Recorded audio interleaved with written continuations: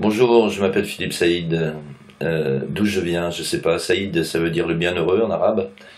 Il y a des Arabes qui s'appellent Saïd. Saïd, c'est surtout un prénom au Maghreb, c'est un nom plutôt au Moyen-Orient, un nom de famille.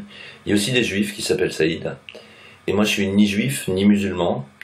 Je suis catholique, mais j'ai pas fait exprès. Mon père était de Constantine, d'origine maltaise, l'île de Malte. Il y a eu beaucoup de mélanges et c'est ça qui est important dans la vie, c'est les mélanges. Savoir d'où on vient, bien sûr que c'est important d'avoir des racines, mais c'est pas une nationalité, c'est pas une couleur de peau qui fait le bonhomme ou la bonne femme. C'est ce qu'on a dans le cœur, c'est comment on vit avec les autres, comment on est prêt à partager avec les autres, comment on est prêt à donner, comment on est prêt à recevoir, à vivre, à faire la fête, à travailler, à s'amuser, à vivre comme on veut et pas comme on veut nous l'imposer.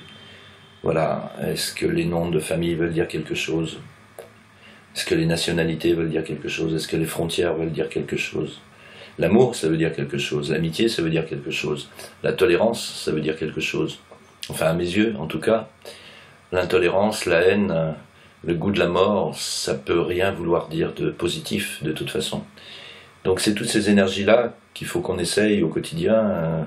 Toi, moi, nous, il, everybody needs somebody, comme chantaient les Blues Brothers.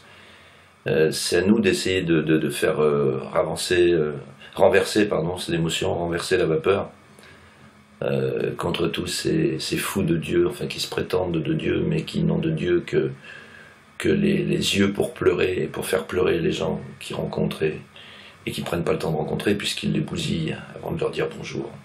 Tout ça parce qu'on n'a pas les mêmes croyances ou parce qu'on n'obéit pas à ce qu'il voudrait qu'on obéisse. Voilà.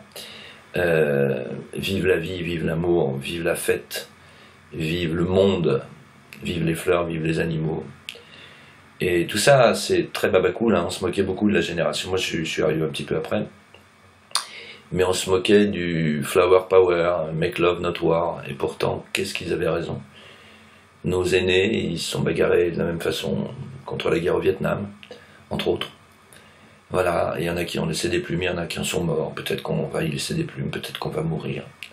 Mais en tout cas, on mourra debout et puis fier de ne pas avoir vendu ni notre âme ni notre cul et d'être aussi humain qu'on puisse l'être, en tout cas.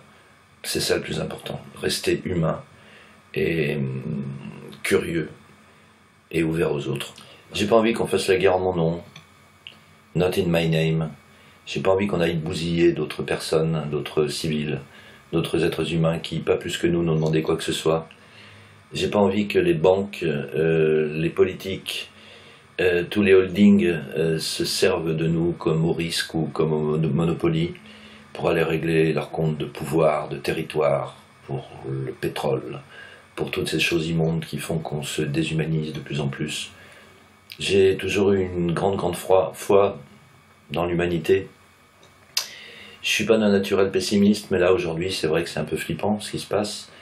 Je connaissais deux personnes qui sont décédées le 13 novembre, une technicienne du Bataclan et une fille magnifique qui était à la terrasse du resto La Belle Équipe, voilà, qui laisse derrière elle une petite fille de 8 ans.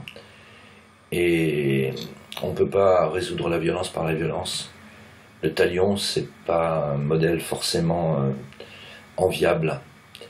Voilà, j'ai pas envie qu'on aille tuer d'autres innocents, parce que en France, on est venu en tuer plusieurs de façon immonde et barbare. J'ai pas envie de ça, pas en mon nom.